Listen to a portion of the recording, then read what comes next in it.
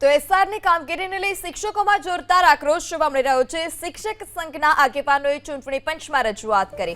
આપઘાત કેસની તપાસ માટે એસઆઈટીની રચના કરવા પણ માંગ કરવામાં આવી છે। મૃતક શિક્ષકના પરિવારને આર્થિક સહાય આપવા પણ માંગ કરાઈ।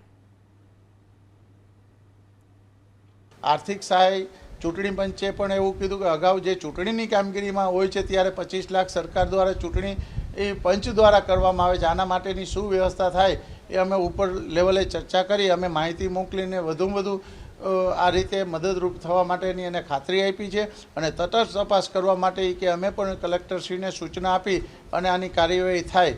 જરૂર પડે જો કદાચ કોઈ પણ ભોગે જો શિક્ષકને ન્યાય માટે કે અન્યાય થતો હોય તો એના માટે રાજ્ય પ્રાથમિક શિક્ષક એના સાથે છે। પરિવાર એ સુસાઇડ નોટ માટે જે કંઈ ફરિયાદ કરશે અને જ્યાં એને મદદની જરૂર પડશે એને અમે એની સાથે છીએ।